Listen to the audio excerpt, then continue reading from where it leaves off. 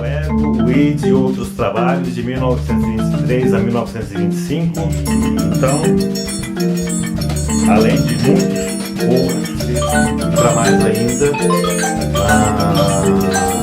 sobre prestadia, também em outras direções.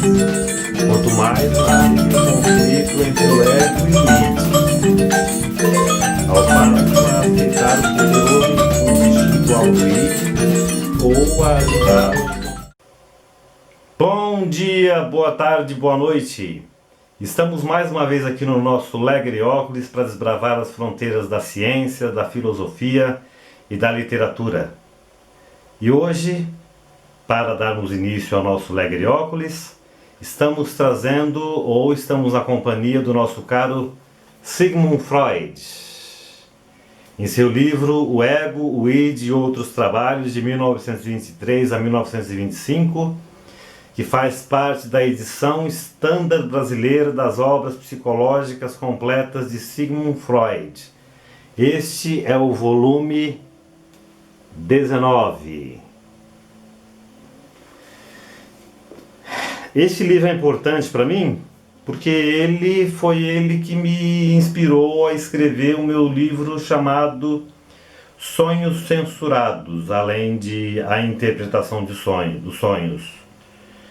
E então, além de muitos outros textos importantes que há neste livro, neste volume, eu escolhi um que está na página 167. Eu vou ler aqui a ficha catalográfica do livro para ambientar o leitor ou o espectador no que se refere à obra. Freud, Sigmund, 1856-1939, Obras Psicológicas Completas de Sigmund Freud, edição Standard brasileira.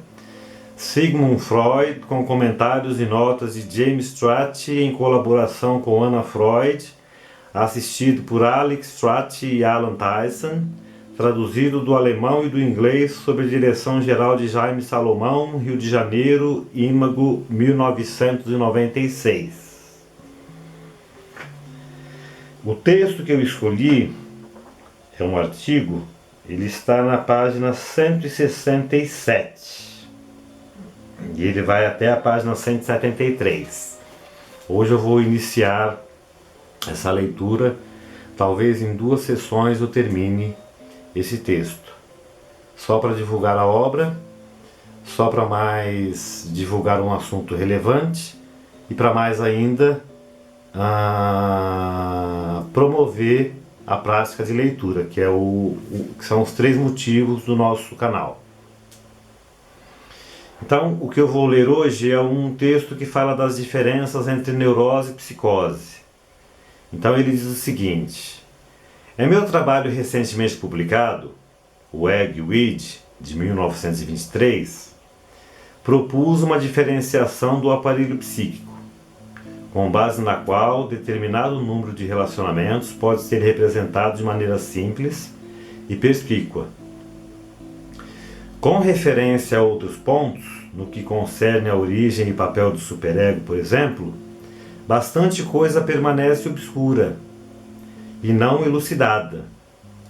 Ora, pode-se razoavelmente esperar que uma hipótese desse tipo se mostre útil e prestadia, também em outras direções, quanto mais não seja capacitando-nos a ver o que já conhecemos desde outro ângulo, a agrupá-lo de modo diferente e descrevê-lo mais convincentemente. Tal aplicação da hipótese também poderia trazer consigo um retorno proveitoso da cinzenta teoria para o verde perpétuo da experiência. No trabalho que mencionei, descrevi os numerosos relacionamentos dependentes do ego, sua posição intermediária entre o mundo externo e o id, e seus esforços para comprazer todos os seus senhores ao mesmo tempo. Em uma vinculação com uma sequência de pensamento levantada em outros campos, relativa à origem e prevenção das psicoses, Ocorreu-me agora uma fórmula simples, que trata com aquilo que talvez seja a mais importante diferença genética entre uma neurose e uma psicose. A neurose é o resultado de um conflito entre o ego e o id, ao passo que a psicose é o desfecho análogo de um distúrbio semelhante nas relações entre o ego e o mundo externo. E parece que a psicose é um conflito entre o ego e o id, e a psicose é um conflito entre o ego e o superego. Há certamente bons fundamentos para desconfiar-se de tais soluções simples de um problema. Ademais, o máximo que podemos esperar é que essa fórmula se mostre correta nas linhas gerais e mais grosseiras. Isso, porém, já seria algo. Lembramos-nos também, de imediato, de todo um número de descobertas e achados que parecem apoiar nossa tese. Nossas análises demonstram todas que as neuroses transferenciais se originam de recuar-se o ego a aceitar um poderoso impulso instintual do id, ou a ajudá-lo a encontrar um escoador ou motor, ou de o ego proibir aquele impulso, o objeto a que visa. Em tal caso, o ego se defende contra um impulso instintual, mediante o mecanismo de repressão. O material reprimido luta contra esse destino, cria para si próprio, ao longo de caminhos sobre os quais o ego não tem poder, uma representação substitutiva que se impõe ao ego mediante uma conciliação, o sintoma.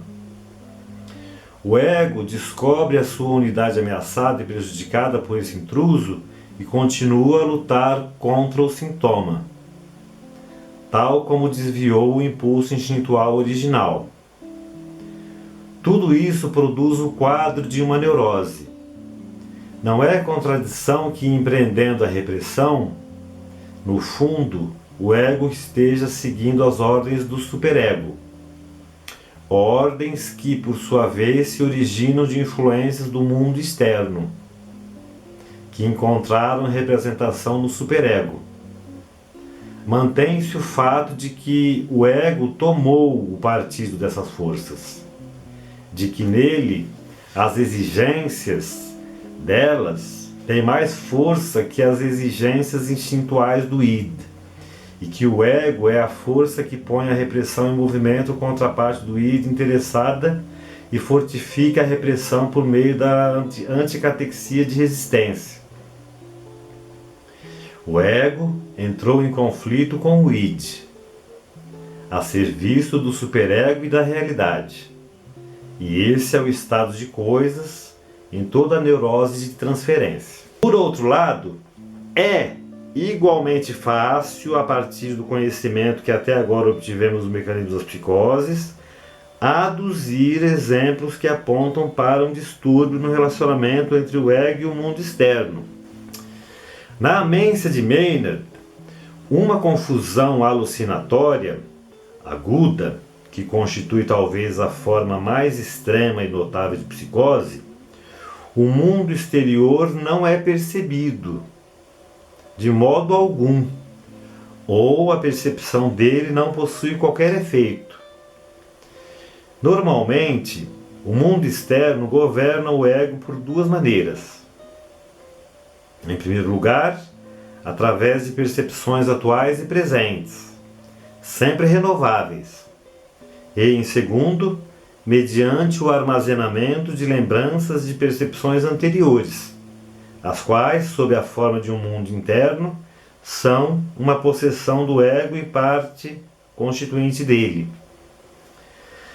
Na amência, não apenas é recusada a aceitação de novas percepções, também um mundo interno, que como cópia do mundo externo até agora o representou, perde sua significação, sua catexia. O ego cria autocraticamente um novo mundo interno e externo. E não pode haver dúvida quanto a dois fatos: que esse novo mundo é construído de acordo com os impulsos desejosos do id, e que o motivo dessa dissociação do mundo externo é alguma frustração muito séria de um desejo por parte da realidade, frustração que parece intolerável. A estreita afinidade dessa psicose com os sonhos normais é inequívoca. Uma precondição do sonhar, além do mais, é o estado do sono, e uma das características do sono é o completo afastamento da percepção e do mundo externo. Sabemos que outras formas de psicose, as esquizofrenias, inclinam-se a acabar em uma hebitude afetiva, isto é uma perda de toda a participação no mundo externo. Com referência à gênese dos delírios, inúmeras análises nos ensinaram que o delírio se encontra aplicado como um remendo no lugar em que originalmente uma fenda apareceu na relação do ego com o mundo externo. Se essa precondição de um conflito com o mundo externo não nos é muito mais observável do que atualmente acontece, isso se deve ao fato de que no quadro clínico da psicose, as manifestações do processo patogênico são a miúde recobertas por manifestações de uma tentativa de cura ou uma reconstrução. Então, aqui está, mais ou menos, iniciando, as preliminares da análise do Freud das diferenças entre a neurose e a psicose, que é um assunto controverso e importante também para sabermos as diferenças, das duas, porque às vezes o neurótico é tratado como psicótico e vice-versa.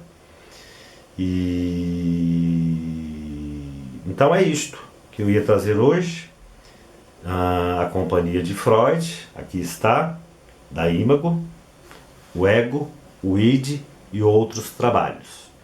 Agradeço a vocês pela participação, conto com sua inscrição no canal, divulgação e esteja sempre com a gente nas próximas sessões. Um abraço, até mais.